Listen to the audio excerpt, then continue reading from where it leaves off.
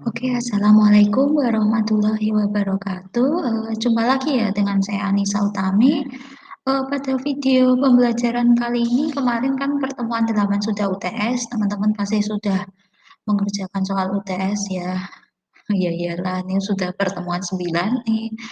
Di pertemuan kali ini mungkin hanya sepintas ya, nanti untuk lebih spesifiknya lagi kita berjumpa waktu kuliah ya.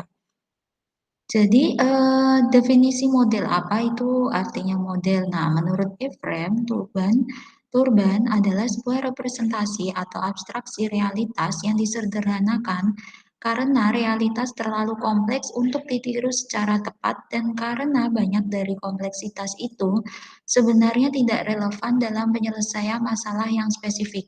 Representasi sistem atau masalah berdasarkan model dapat dilakukan dengan berbagai macam tingkat abstraksi oleh karenanya, model diklasifikasikan menjadi 3 kelompok menurut tingkat abstraksinya antara lain, model ikonik atau skala yaitu sebuah model ikonik, model abstraksi terkecil adalah replika fisik sebuah sistem, biasanya pada suatu skala yang berbeda dari aslinya. Model ikonik dapat muncul pada 3 dimensi atau miniatur maket sebagaimana pesawat terbang, mobil, jembatan, atau alur produksi. Fotografi adalah jenis model skala ikonik yang lain, tetapi hanya dalam 2 dimensi. Kemudian yang kedua yaitu model analog, yaitu sebuah model yang tidak tampak mirip dengan model aslinya, tetapi bersifat seperti sistem aslinya.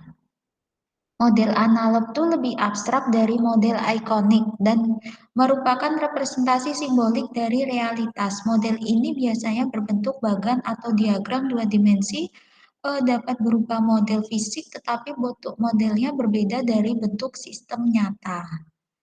Kemudian yang ketiga yaitu model matematik kuantitatif, yaitu kompleksitas hubungan pada banyak sistem organisasional tidak dapat disajikan secara model ikon atau model analog atau representasi semacam itu malah dapat menimbulkan kesulitan dan membutuhkan banyak waktu dalam pemakaiannya.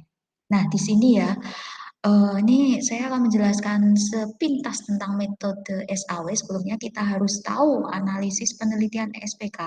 Jadi awalnya kalau teman-teman sudah tertarik ya untuk melakukan penelitian di SPK tuh kita harus tahu analisis kasus terlebih dahulu, objek penelitiannya apa, kemudian analisis datanya. Nah, ini datanya tuh kuantitatif. Nah, setelah kita mengetahui datanya, kita lakukan analisis model dan metode, sinkronisasi kasus dengan model atau metode, kemudian baru kita implementasi bobot kriteria dan bobot alternatif itu nanti bisa langsung ditanyakan ke pakarnya. Kemudian hasil akhirnya tuh berupa perankingan. Nah ini metode pertama yang mungkin akan kita pelajari pada semester ini yaitu Simple Additive Weighting atau SAW. Metode Simple Additive Weighting atau SAW sering juga dikenal istilah metode penjumlahan terbobot. Konsep dasar metode SAW adalah mencari penjumlahan terbobot dari rating kinerja pada setiap alternatif pada semua atribut atau Fishburne 1967. Mark Freeman 1968. Metode SAW ini mengharuskan pembuat keputusan menentukan bobot bagi setiap atribut. Skor total untuk alternatif diperoleh dengan menjumlahkan seluruh hasil perkalian antara rating dan bobot tiap atribut. Rating tiap atribut haruslah bebas dimensi dalam arti telah melewati proses normalisasi matriks sebelumnya. Jadi ini ya langkahnya ya. Nah, yang pertama itu menentukan kriteria dan nilai bobot. Kriteria atau WI yang akan dijadikan acuan dalam pengambilan keputusan yaitu CI di mana total bobot sama dengan 1. Jadi sigma WI-nya 1. Misalnya pemilihan siswa terbaik yaitu kan di mana kriterianya itu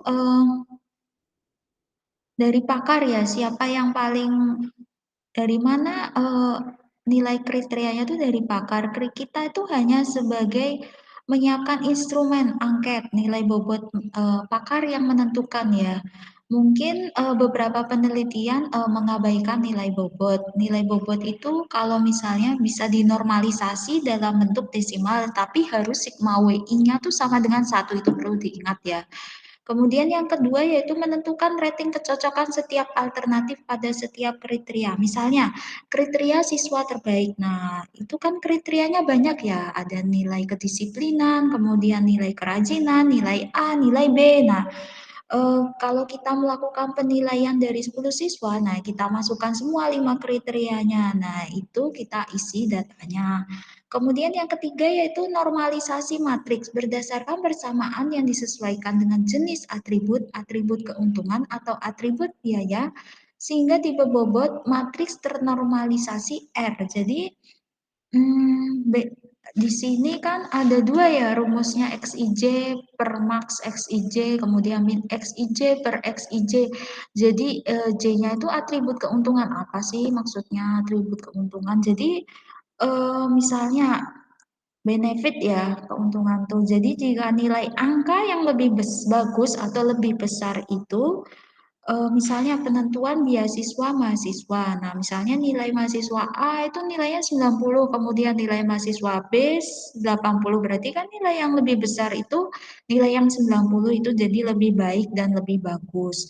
Kemudian tinggi badan itu juga yang menjadi yang lebih tinggi itu lebih bagus.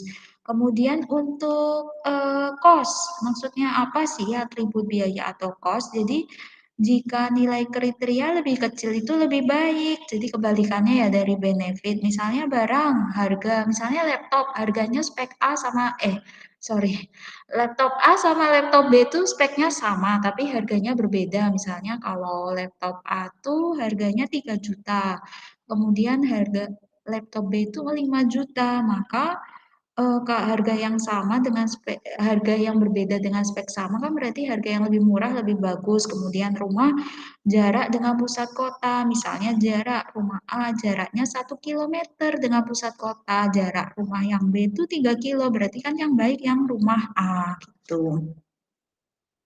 Nah, untuk preferensi itu hasil akhir yang diperoleh dari proses perankingan yaitu penjumlahan dari perkalian matriks ternormalisasi R dengan vektor bobot sehingga diperoleh nilai terbesar yang dipilih sebagai alternatif terbaik sebagai solusi. Jadi nanti nilai bobot dikalikan dengan RIJ nanti yang tadi dari rumus sebelumnya ini kan bisa nanti masuk ke keuntungan atau biaya. Itu tergantung nanti didefinisikannya ya. Oke, mungkin sekian ya video pembelajaran kali ini. Saya harap teman-teman juga mempelajari terlebih dahulu apa itu metode SAW sebelum kita bertemu di kelas gitu supaya nanti pemahamannya lebih cepat ya. Jadi saya harap teman-teman membaca referensi dari buku ataupun dari jurnal banyak sekali ya metode SAW. Kemudian saya akhiri, mohon maaf mungkin selama video pembelajaran ada salah kata atau ada kurangnya. Kemudian, tetap jaga kesehatan dan sesuai protokol kesehatan. Wassalamualaikum warahmatullahi wabarakatuh.